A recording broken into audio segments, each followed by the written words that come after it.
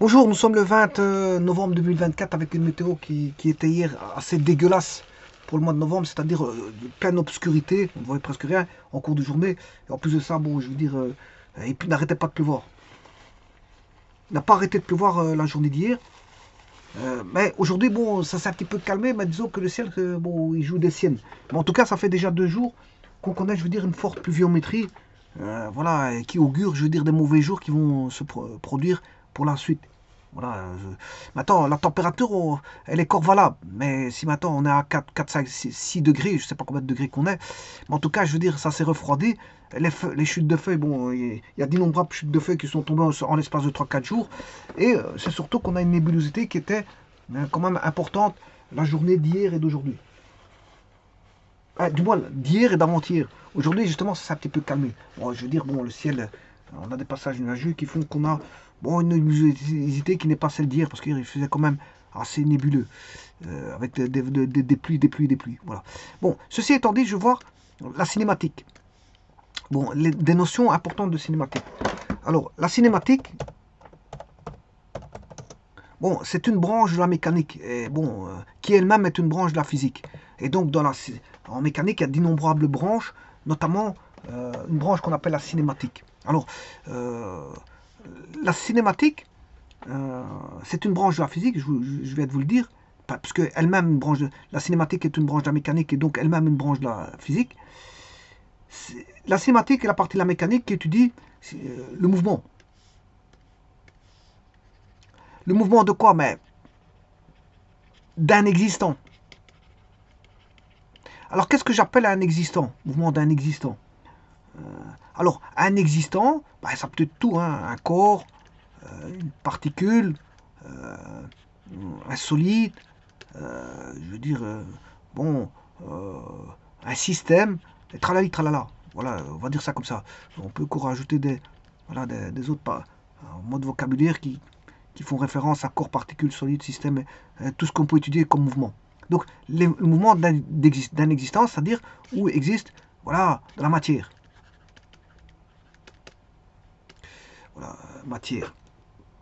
Donc, on peut étudier le mouvement de matière, par exemple, en cinématique. Alors, bien sûr, la matière, elle existe dans un environnement. Et cet environnement, c'est un environnement qui est l'espace. Donc, on a un environnement spatial qui préexiste. On a un environnement spatial qui préexiste. Donc on a affaire à un environnement qui est l'espace, et bien sûr il n'est pas tout seul, parce qu'il est avec le temps, et dans cet espace-temps baignent bon, des paramètres, d'innombrables paramètres tels que bon, des forces, des énergies, et tout le travail, voilà, toutes les grandeurs physiques qui peuvent faire. Voilà. L'espace-temps n'est pas tout seul, on va dire ça comme ça. Bon, il y a voilà, des grandeurs physiques qui, euh, qui préexistent dans l'espace-temps. Alors, ici, bien sûr, justement, dans la cinématique, on étudie le mouvement d'une particule, d'un solide ou d'un corps, peu importe, indépendamment, bien sûr, des causes capables de provoquer ou de modifier euh, euh, ce mouvement. C'est-à-dire qu'on s'en fout des forces. On fait abstraction des forces qui vont provoquer le mouvement. On ne s'intéresse pas aux forces. Ça, c'est la dynamique qui s'intéresse aux forces. C'est la dynamique qui s'intéresse aux forces qui vont.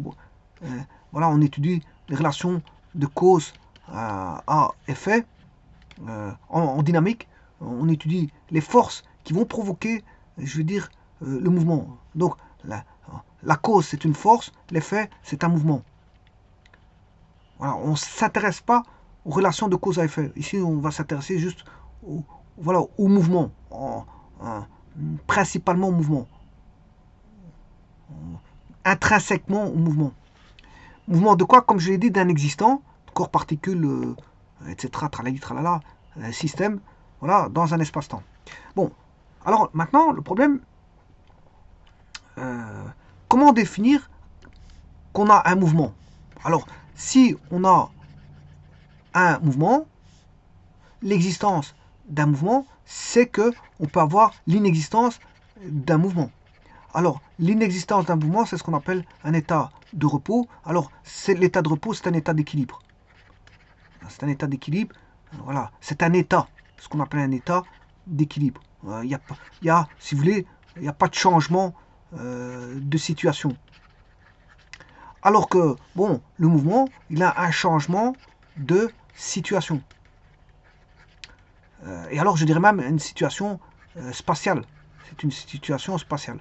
On a un changement de situation spatiale.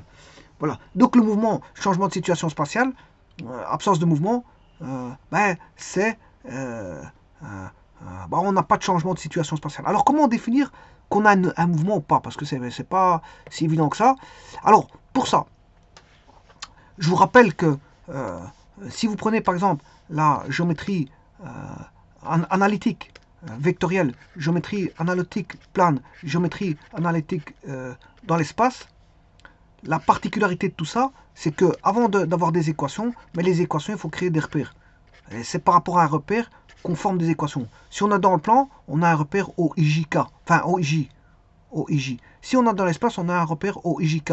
Si vous faites de la géométrie vectorielle sur une droite, OI suffit.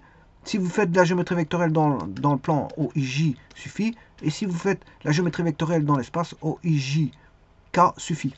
Voilà, on va dire ça comme ça. Donc, vous voyez que la notion de repère est intrinsèquement liée à l'étude de mise en équation. Alors, on peut étudier ce qu'on veut en géométrie analytique vectorielle ou géométrie analytique dans le plan ou géométrie dans l'espace. Mais en tout cas, il faut absolument cette notion de repère qui est fondamentale. C'est fondamental. C'est fondamental en géométrie de placer un repère pour pouvoir établir des équations en fonction du repère. Les équations seront liées au repère. Quand on établit des équations, c'est par rapport au repère. En cinématique, on va d'abord aller chercher un outil qui est la géométrie analytique vectorielle. Géométrie analytique vectorielle. Alors, on pourra faire des dérivés de vecteurs, dérivés de produits scalaires, des dérivés de produits vectoriels, et tralali, tralala. On pourra faire des sommes vectorielles, des sommes scalaires. On pourra faire ce qu'on veut. Voilà, avec la géométrie vectorielle, on peut faire ce qu'on veut. Bon. Ce qui veut dire que la cinématique ici a aussi besoin du placement d'un repère. À partir de ce repère, on peut décrire un mouvement suivant une trajectoire donnée dans l'espace, espace-temps, bien sûr. On aura un mouvement. Alors, on aura une loi du mouvement. Alors, à partir du mouvement, on peut définir la vitesse. Donc, la loi de la vitesse que le corps va établir comme mouvement. On aura une vitesse et on aura une accélération. Et tout ça donné par des vecteurs. Un vecteur vitesse, vecteur accélération. Et là, le mouvement peut être donné par une origine du repère. Et un point M qui va varier dans le temps. Donc, c'est-à-dire qu'on aura une origine quelque part qui est un point fixe. C'est ça la particularité. On a un point fixe et là, on va définir un point M1 à l'instant T1. Toujours par rapport à ce point fixe, on dira qu'il sera en déplacement parce que le point fixe a vu les coordonnées de M2 du point M varier. Voilà, il a vu les coordonnées du point M varier. Et voilà comment on va définir un mouvement ou un repos, un état de repos. S'il y a eu des variations de coordonnées, on peut dire qu'il y a eu mouvement. Voilà, tout simplement. S'il n'y a pas de variation de coordonnées, c'est que le point l'état de repos, il est fixe. Donc, pour ça, il faut toujours avoir un point fixe. Mais le point fixe, on peut l'avoir facilement parce que on peut lui adjoindre un repère. Ici, un repère IJK. Voilà, je place le point O qui est fixe. Donc, j'ai un repère fixe. Et M1, s'il évolue, on a un changement de situation. S'il évolue, on verra tout de suite qu'il y a un changement de coordonnées. Et donc, en fait, par rapport au point fixe, bien sûr. Par rapport au point fixe. Voilà. Donc, je disais, un point... Quand est-ce qu'on dira que un système où une particule ou un point ou un système... Alors ici, si je prends un système indéformable, bien sûr, ici, si je prends un corps simple, un corps, voilà, un corps défini simple, alors il est indéformable. Je vais le considérer comme indéformable. C'est-à-dire qu'ici, je prends un corps et je mets, voilà, je prends des particules. Alors je peux mettre aussi des points matériels. Hein. Voilà, un point matériel. Donc ici, si je prends un point P1, point P2, un point P3, ben, il est indéformable si P2, P3, la distance ici, elle est constante. Si la distance P1, P3, elle est constante, on a une distance constante, voilà, et là, P1, P2 constant, si ça reste constant, si tous les points restent constants, invariablement liés entre eux, c'est-à-dire on a toutes des distances constantes entre elles, ben, on va dire que le corps est indéformable. Voilà, donc là, tout est fixe. Si je prends un point P1 par rapport à P2, ben, il est fixe. Un point P3 par rapport à un point P2, ben, il est fixe. Donc on a un état de repos interne. On a un état de repos interne. Alors, comment définir un mouvement ou pas? Supposons que ici, bon, on sait bien que si je prends un corps, tous les points entre eux sont voilà, fixes. Mais maintenant, si je prends un point O, voilà, qui est fixe, je vais le considérer absolument fixe, provenant bien sûr d'un repère au IJK, vous l'aurez compris. Voilà. Quand est-ce qu'il y aura mouvement ou pas? Bah, par exemple, si ce point-là ne bouge pas par rapport à O, P1, mais que P2 bouge. Par exemple, je fais bouger P2, eh ben, il est en mouvement. Dès le moment où il y a un point PI qui est voilà, en mouvement par rapport à O, il suffit d'un point, mais il sera en mouvement. On peut avoir une rotation, on peut avoir une translation, mais on peut avoir tout ce qu'on veut. Rotation, voilà, une translation ou une translation suivie d'une rotation, etc., etc. Donc, voilà comment on peut définir voilà, un état de repos ou un état de mouvement, un état de repos ou un état de mouvement, par un référentiel fixe. C'est par rapport à lui qu'on va définir s'il est en repos ou en mouvement.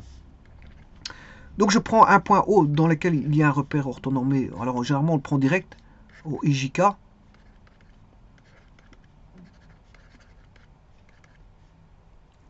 Alors il est direct dans le sens où si vous faites le produit I par J, ben, on aura K et ainsi de suite.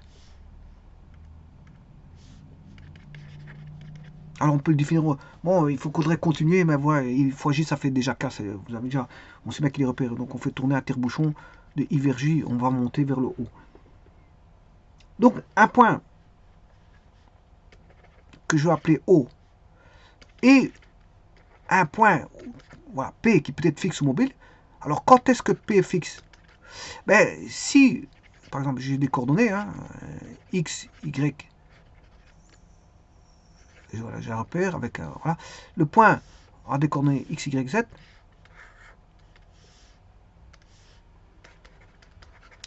Alors X, Y, Z, c'est par rapport à l'origine O et au repère R. Hein. Vous aurez compris que c'est voilà, le point P. Alors quand est-ce qu'il est fixe? Ben, il sera fixe par rapport à O. Alors je peux écrire P, c'est X, Y, Z. Alors ça, c'est, il varie, point varie, et ceci, il est fixe. Voilà. Alors, si j'ai ça, une, une, 2, 3, 1, 2, 2. Ouais, il faudrait faire une permutation cyclique. Bon, je vais le faire dans une autre page.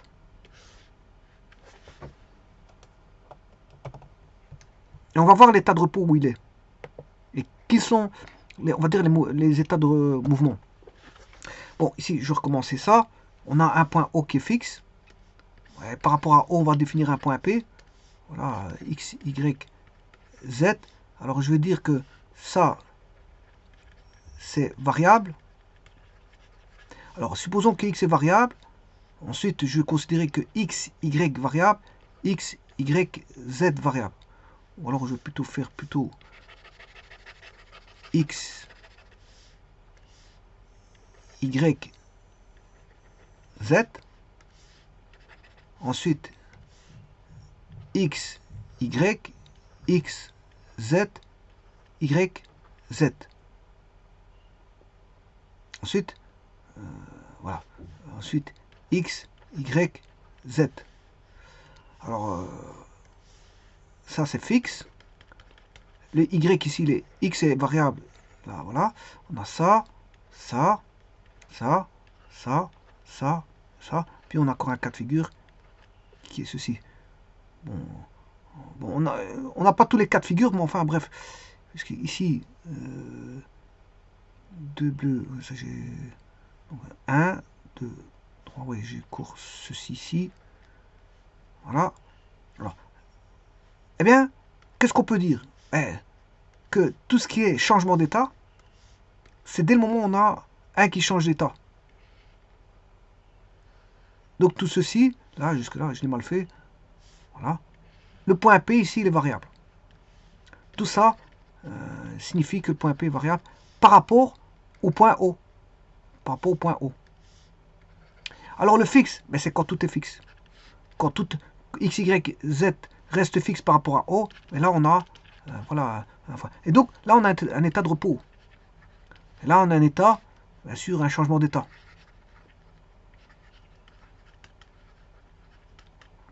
Alors, comment pourrait-on définir ça? Ben, on va dire que les distances entre un point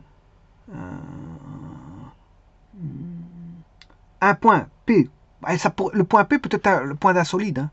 C'est peut-être le point d'un solide. Voilà, on va considérer que c'est le point d'un solide, par exemple. Voilà, on a un solide, on a un point P ici, par exemple. Voilà, c'est ça que j'étudie. Voilà. Donc, on va dire que on a un point et le point d'un solide.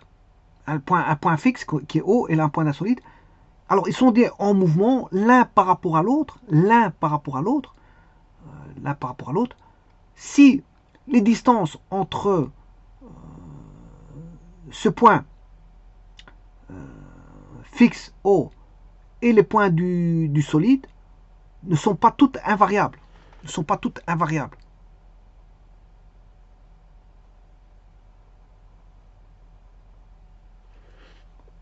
Si les points du solide ne sont pas toutes invariables.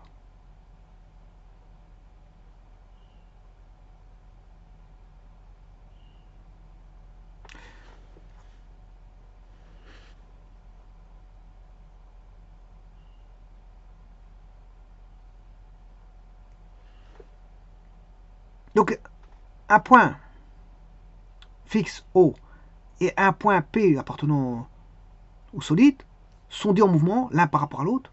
Si les distances entre ce point fixe O et le point P qui appartient au solide, voilà, ne sont pas toutes invariables.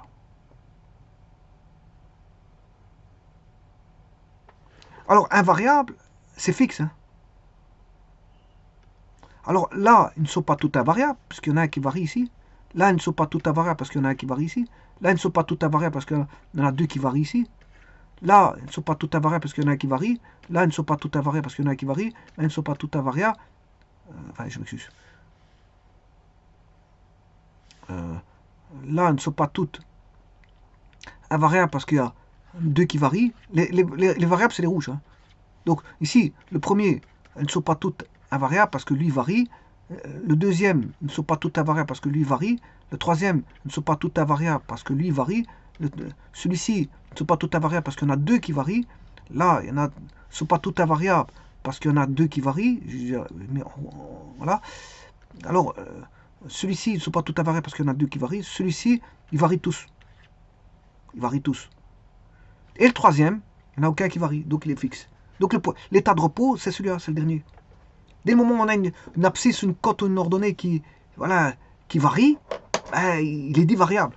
Maintenant, s'ils sont tous les trois variables, ben, d'office, il varie. Parce qu'il suffit d'un qui varie, il suffit d'une coordonnée qui varie pour dire qu'elle est variable.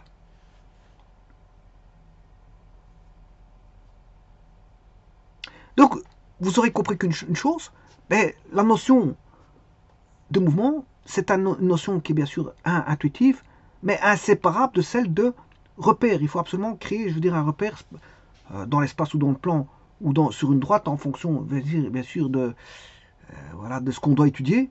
Voilà. Et c'est par rapport à ça qu'il faut, je veux dire, discuter. Alors on posera un repère fixe. Alors O étant fixe, bien sûr, ici. C'est par rapport à O qui est fixe. Il faut absolument que celui-ci soit fixe. Il faut absolument que celui-ci soit fixe. Bon, maintenant, on va voir ça tout de suite. Je vais créer une situation où on a un train à quai, on a un voyageur dans le train, on a un train, on a un voyageur dans le train, assis, ici il est assis, bon, il ne bouge pas. Voilà. Et on a un observateur ici fixe. Donc là, celui-ci il est fixe, et le train il est fixe. Alors bien sûr, il y a combien de repères? Ben, il y a le repère de l'observateur O, il y a le repère du voyageur V, et il y a le repère du train. Donc il y a 3 repères. Il y a 3 repères.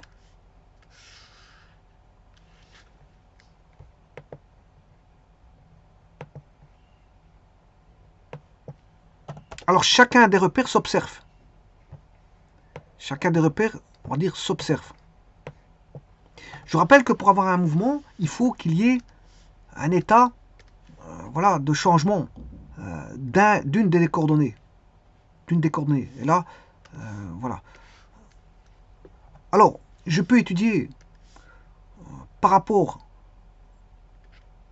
au train,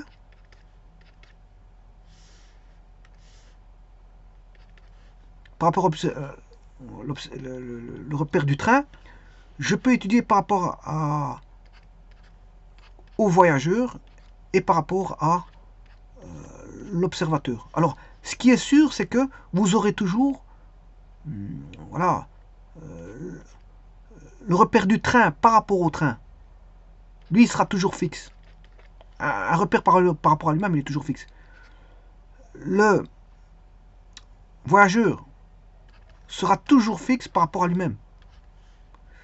Et l'observateur sera toujours fixe par rapport à lui-même. Voilà, ça c'est les conditions de départ. Maintenant, si je regarde ici, l'observateur et le voyageur, l'observateur, le train, l'observateur, le train et le voyageur. C'est voilà, une permutation circulaire, le train et le voyageur. Voilà. Alors, ça c'est fixe. Et on va dire que ça c'est variable. Voilà. Alors, l'observateur, ben, l'observateur par rapport au train, ben, l'observateur est à l'arrêt. Il est fixe, il est à l'arrêt.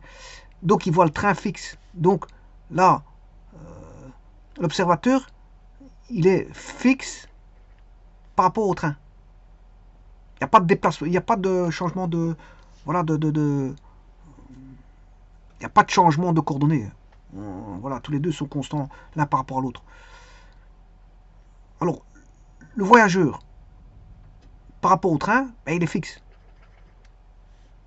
L'observateur, par rapport au voyageur, c'est fixe. Le train, par rapport au voyageur, c'est fixe. Le train, par rapport à l'observateur, c'est fixe. Et enfin, le voyageur, par rapport au train, c'est fixe. Et là, vous avez un parfait état de repos.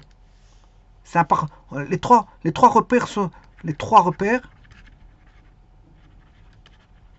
sont en état de repos les uns par rapport aux autres.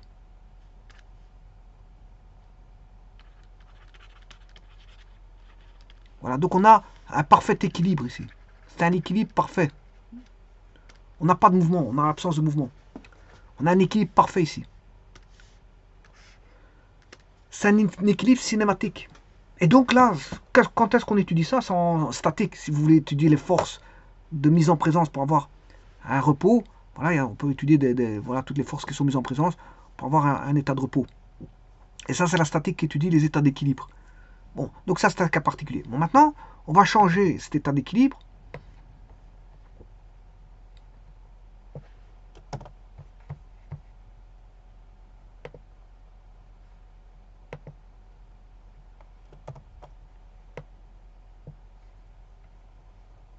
Alors, ce qui ne changera pas, je vous le dis tout de suite, hein, comme je l'ai dit, bon, celui-ci, on aura toujours ça.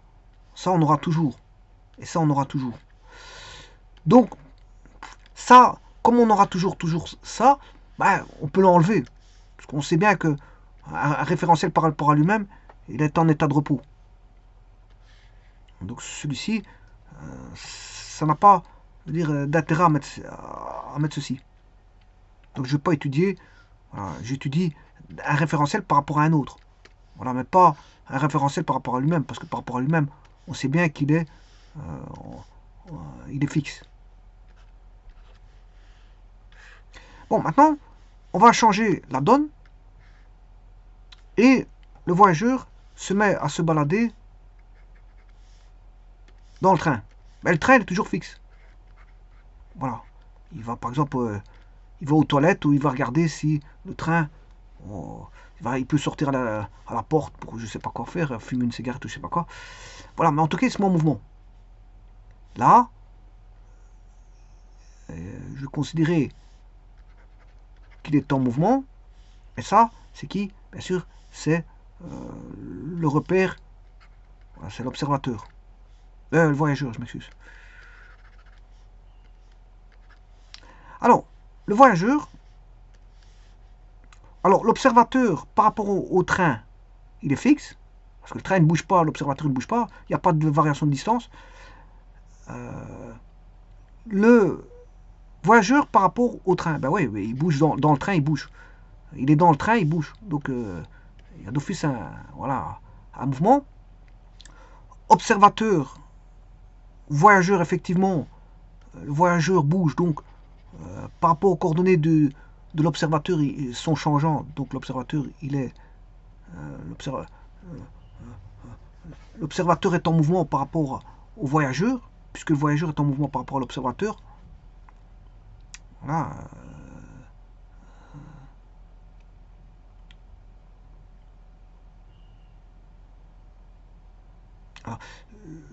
L'observateur,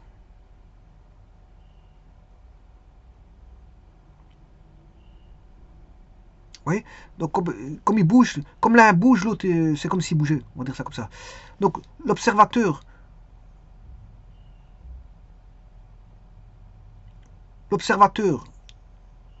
ben, il est vu bougeant par rapport au voyageur. Il est vu bougeant parce que le voyageur bouge. Voilà. Alors, le train, par rapport au voyageur, ben, le train est en mouvement aussi. Enfin, il n'est pas en mouvement, il est fixe, le train, mais il voit les coordonnées du voyageur bouger, donc il voit un état, voilà, il n'y a plus d'état d'équilibre ici, je vous le dis tout de suite. Hein. Il y a un équilibre pour lequel, voilà, le train par rapport à l'observateur, il est fixe, et le voyageur, train,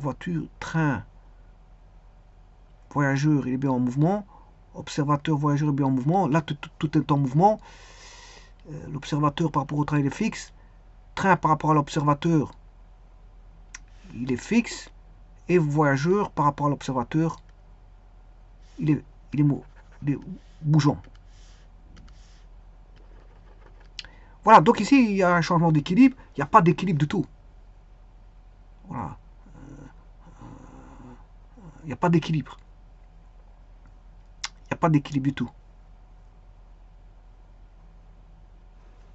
Et donc là, aucun des repères n'étant en état n'est fixe. Aucun des repères n'est fixe. Enfin, ne voit une situation fixe. Aucun des repères, le O voit T bouger. Enfin, je m'excuse. Le repère O voit V bouger. Donc ce repère-là, il y a une situation, il n'y a pas de repos là-dedans. Puisque V bouge dans le repère O. Dans le repère V, V voit T et comme V se rapproche ou s'éloigne de T, les coordonnées T vont bouger par rapport à V. Et les coordonnées de O vont bouger par rapport à V. Donc en fait, il n'y a aucun état d'équilibre là. Ni V n'est pas... T et O sont bougeants par rapport à V. Donc il n'y a pas d'état d'équilibre. Et O et V sont en... Voilà. Il n'y a aucun état d'équilibre non plus. Bon, maintenant, on va changer la donne.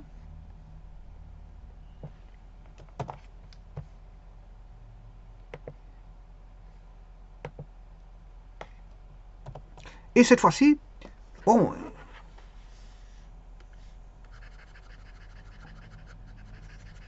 celui-ci, il devient fixe, il va se rasseoir. L'observateur, le voyageur va se rasseoir à son siège, ou à un autre siège, peu importe, il est fixe. Donc c'est-à-dire que là, il est fixe. Mais cette fois-ci, qu'est-ce qui va bouger? C'est ce bonhomme-là, il devient variable. Il est en mouvement. Le O est en mouvement.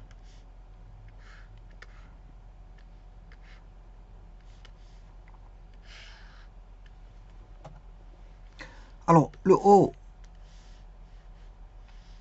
est en mouvement par rapport... Ah non, ça c'est fixe. Le O est en mouvement par rapport à T. O est en mouvement par rapport à V. V est en mouvement par rapport à O. Et T est en mouvement par rapport à O. Alors, T par rapport à V, ils sont fixes. V par rapport à T, il est fixe. Voilà, donc il n'y a pas de situation d'équilibre, il n'y a aucun équilibre là. Aucun des repères voit un équilibre. Parce qu'il y a chaque fois un mouvement quelque part. Bon, maintenant, on va dire que le train va bouger un tout petit peu.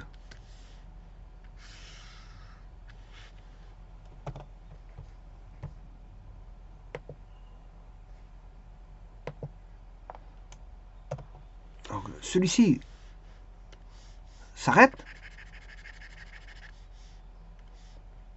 Donc, il est fixe.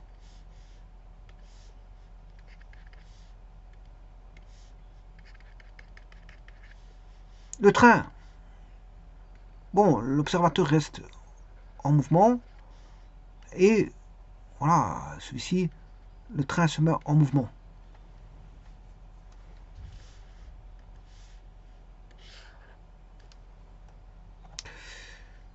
Alors, le train,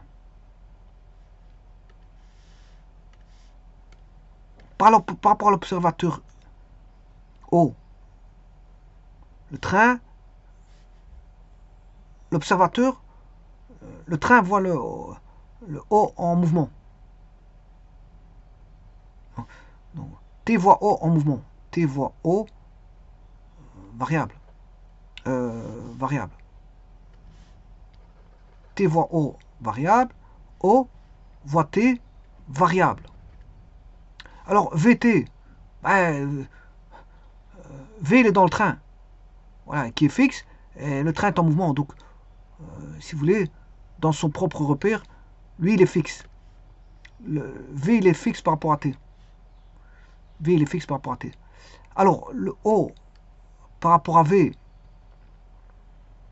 eh bien, le V, il est dans le train. V, il est dans le train, mais le train est en mouvement. Donc, il voit, le O, il voit le train bouger, mais comme la personne dans le train est fixe, mais dans un train en mouvement, donc il voit le voyageur en mouvement. Donc, l'observateur voit le voyageur en mouvement, donc variable. L'observateur voit V, l'observateur voit V en mouvement. Le T, comment voit-il le V? Ben, il est fixe. Alors, le V, comment est-ce qu'il voit le O? Le V, ben, le train bouge, donc il voit le O bouger. Donc il n'y a pas d'état d'équilibre ici. Alors remarquez ici, V, V, O, on met un méta. V, T, T, V, on met un méta. Et O, T, T, O, on met un méta. On met un méta. Ça, vous pouvez remarquer. Donc il est difficile de dire qui sera en mouvement. Ben, parce que, voilà. Si un train est en mouvement, ici le train est en mouvement, l'observateur est fixe. Mais l'observateur, le train voit le mouvement, un mouvement qui est celui de l'observateur, alors que l'observateur est fixe dans son propre repère. Alors maintenant, on va considérer un autre cas de figure. Alors j'ai mis un cas de figure. Bon, si vous mettez tout mobile, tout sera mobile, hein, c'est normal. Hein. Si vous mettez l'observateur qui est mobile, le train qui est mobile, l'observateur qui est mobile, tout sera mobile. L'observateur, tout sera mobile à ce moment-là.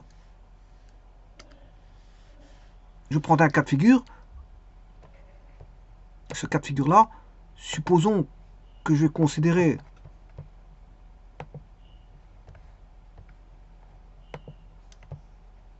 alors ça, c'était valable, ce que je viens de dire ici, c'était valable ici aussi. Hein. OT, TO, c'est la même chose, ce sera toujours la même chose. VT, TV, ce sera toujours la même chose. Et OV, VO, c'est toujours la même chose. Ouais, voilà, c'est impossible de dire qu'il bouge. Voilà, bien qu'il y en ait un qui soit fixe. Alors maintenant, si tout bouge, ben, tout va bouger. Un repère où tout est mouvant.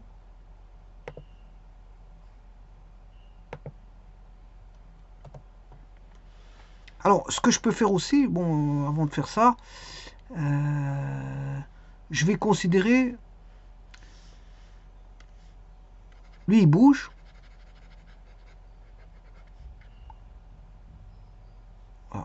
un mouvement, deux mouvements, le train fixe.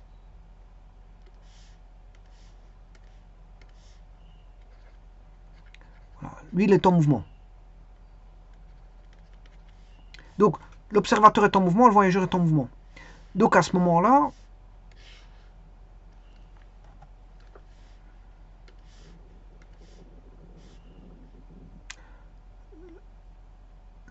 le voyageur est en mouvement par rapport à t, variable. Donc le voyageur est en mouvement. Non, c'est pas ça. Le voyageur est en mouvement par rapport à t. Donc t est en mouvement par rapport au voyageur d'office. Alors O par rapport à t, O par rapport à t, ben, il est en mouvement. Donc T par rapport à O, il est en mouvement aussi. O par rapport à V, bah, ils sont tous les deux en mouvement. Donc attention qu'ici, c'est un petit peu délicat, mais s'ils bougent tous les deux à vitesse constante, S'ils ont tous les deux les mêmes vitesses, c'est un petit peu délicat parce que là, à ce moment-là, ils seront en repos. Voilà. Ici, on va dire qu'il y en a un qui va plus vite que l'autre. Hein.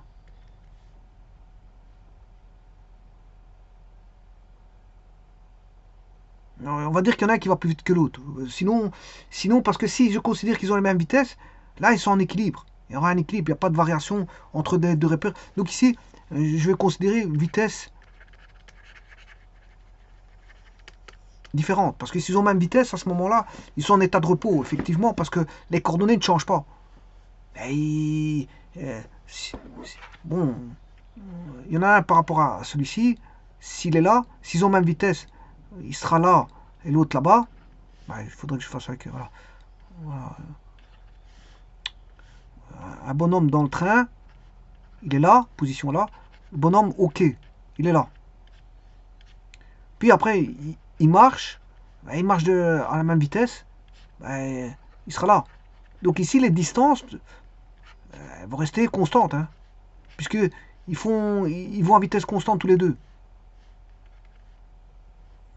Ils vont tous les deux à vitesse constante, donc à la même vitesse. Ils vont tous les deux à la même vitesse. Ils sont tous les deux à la même vitesse. Le problème, il est là. Donc à ce moment-là, on va dire qu'il y a une forme d'équilibre si on a V1 égale V2. À ce moment-là, on a un équilibre parfait. Alors, au niveau des distances, ils seront toujours au même endroit par rapport l'un par rapport à l'autre. Bien qu'ils ont bougé tous les deux, c'est comme s'ils n'avaient pas bougé.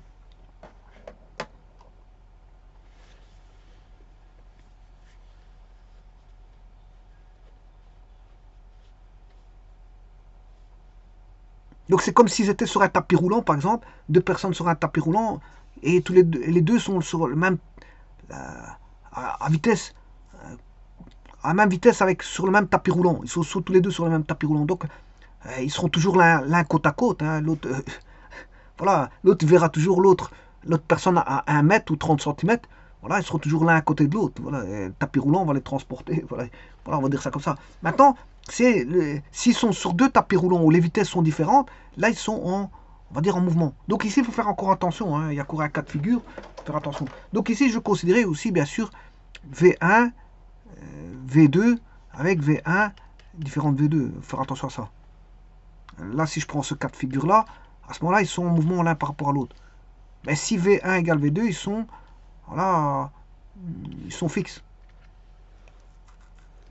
Donc si je prends le cas de figure V1 différent de V2, ben, O par rapport à V, il est en mouvement, et V par rapport à O, il est en mouvement. Mais ça, c'est bien sûr V1 différent de V2. Parce que, à ce moment, on peut avoir un cas de figure fixe si V1 égale V2. Voilà, donc qu'est-ce qu'on peut dire après tout ça? Donc j'ai pris un cas de figure, par exemple, j'ai vu par exemple le voyageur était au repos par rapport au train lui-même au repos par rapport à la Terre.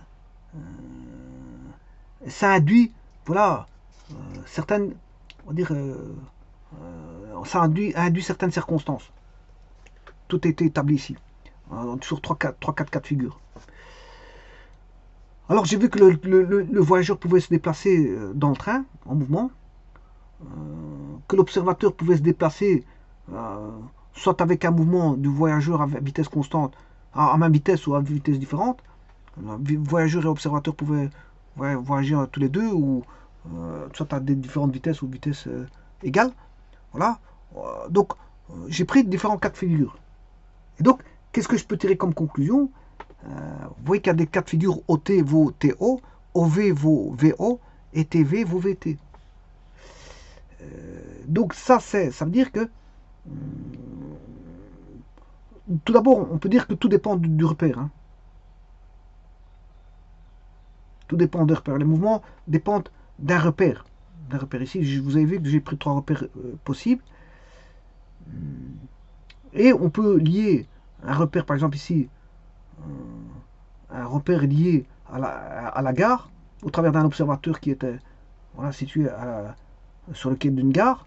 Un observateur, un repère qui est, je veux dire, un voyageur assis ou en mouvement dans le train, et un repère qui est voilà, le train lui-même. Donc vous voyez qu'il y a trois repères ici. Et les uns par rapport aux autres, ça dépend des situations. Ça dépend des situations qui vont voilà, définir un état de mouvement, un état de repos.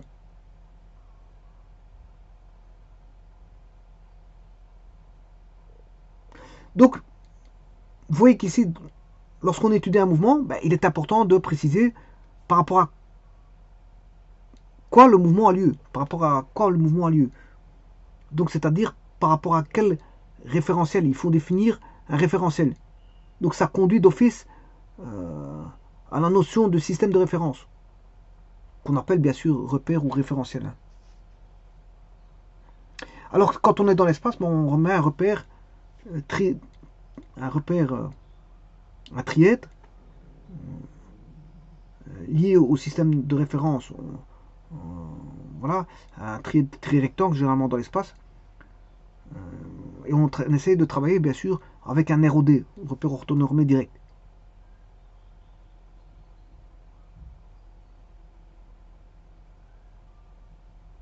Et donc quand on a défini une échelle de temps et un repère, par rapport auquel on étudie le mouvement, on a un point matériel et dit en mouvement par rapport à, je veux dire, au repère si au moins l'une de ces coordonnées, soit x, y, z, varie avec le temps.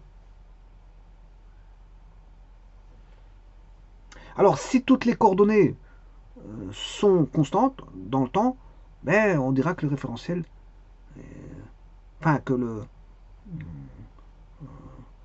on aura un état de repos, un état d'équilibre.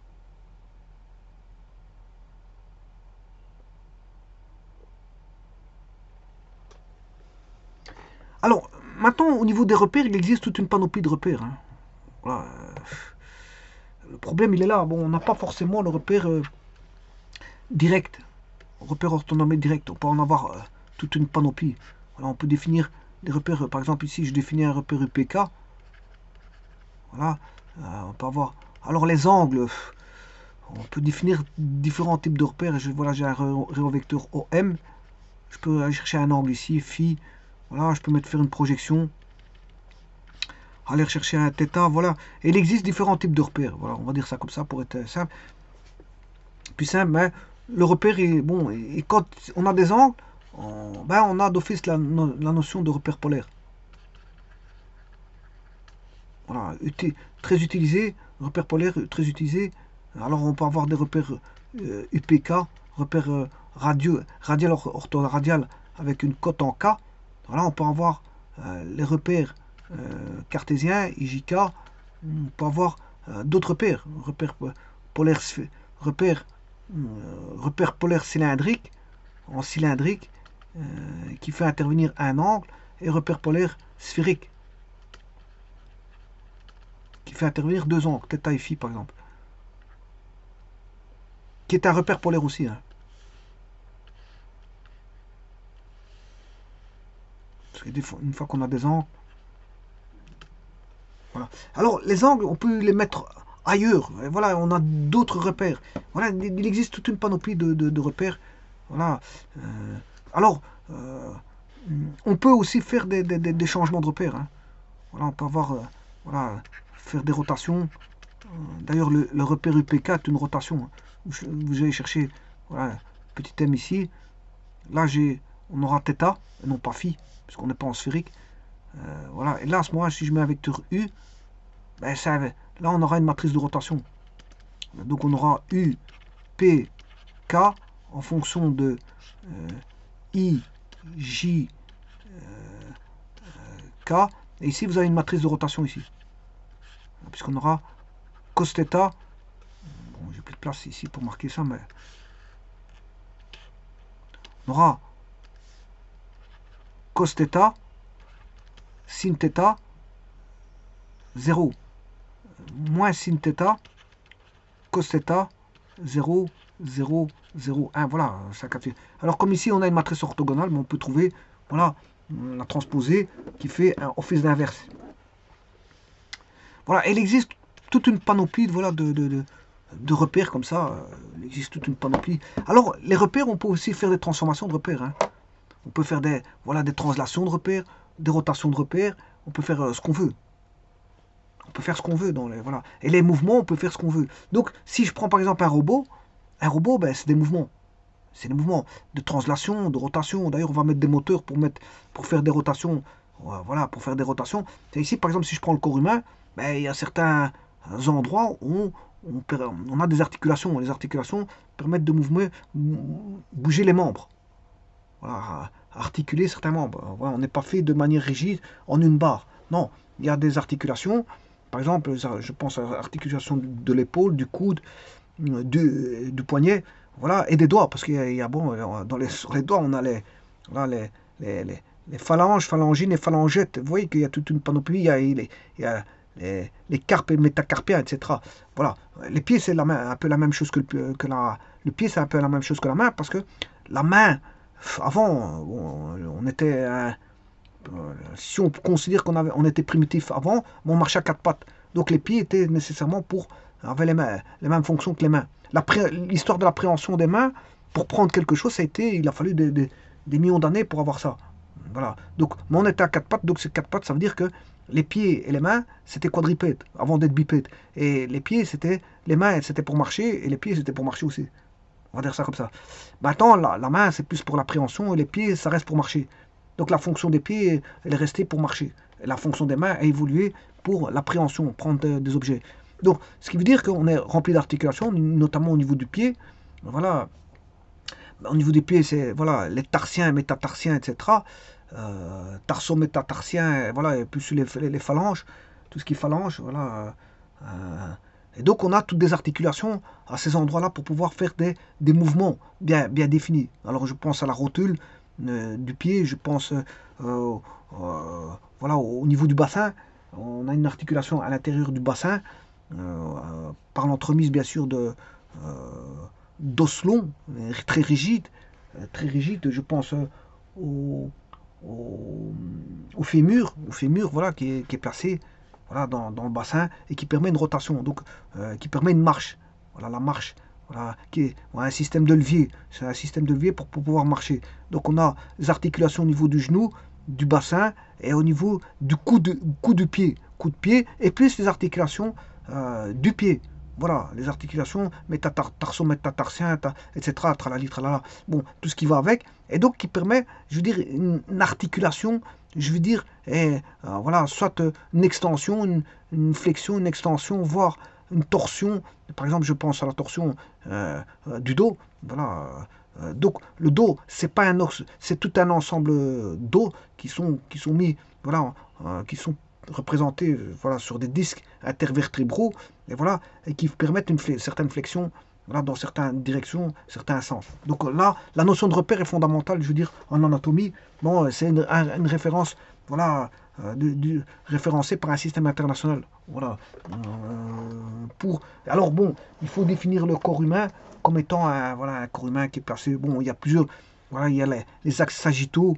Voilà, il y a différents types de repères. Les repères, enfin, repères sagittaux, etc. Tralala, il y a différents types de repères pour parler voilà, d'un corps humain et voilà, de ses constitutions, de ses articulations, de ses os, voilà, de ces types de mouvements qu'ils peuvent avoir, et tralala, tralala. Et donc, si vous créez un robot, ben, si vous voulez faire tourner, ben, on va mettre voilà, des petits moteurs, et les petits moteurs, ben, ça permet des rotations. Donc les repères en rotation, ben, voilà, en robotique, vous allez avoir des repères en translation, en rotation, voilà. Les repères, c'est fondamentaux, je veux dire, en robotique, hein, d'office, parce que c'est qu'une notion de repère. C'est tout du repérage. Hein. Voilà, parce que vous avez, si je prends la main par rapport à l'épaule, si je fais tourner la main par rapport à l'épaule, là, il y a le repère de la main, il y a le repère de l'épaule. Donc il faut pouvoir avoir une chaîne voilà, de transmission voilà, qui permette de passer voilà, du repère de la main au repère de l'épaule. Voilà, donc là, tout dépend de ce qui va se passer l'un par rapport à l'autre, s'il a fait une rotation, translation, voilà. Alors on peut tout faire, hein, je vous le dis tout de suite, on peut même changer, si vous voulez, on peut même changer les vecteurs de base. On peut changer les vecteurs de base, c'est pas un problème. Mais généralement, ce qu'on fait, c'est des translations et de rotation.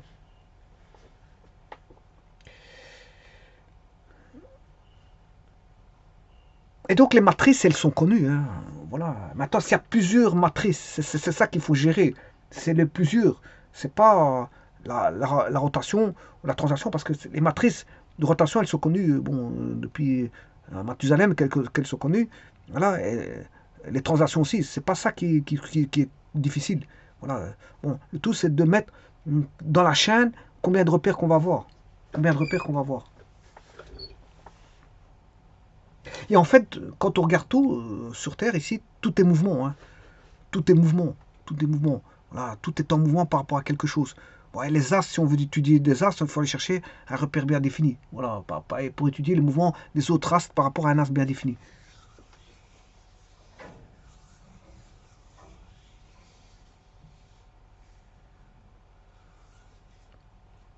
Mais le tout, c'est un bon repère, c'est un repère qui est fixe. Un bon repère. Mais maintenant, qu'est-ce qui est fixe? Voilà, il faut aller chercher une étoile très éloignée et qui est considérée comme fixe pour se dire qu'elle est voilà qu'on a un système, un repère fixe. Bon, le tout, c'est d'aller chercher un repère parfaitement fixe, mais voilà, c'est d'en trouver un. C'est ce qu'on appelle un repère galiléen. Je vous remercie.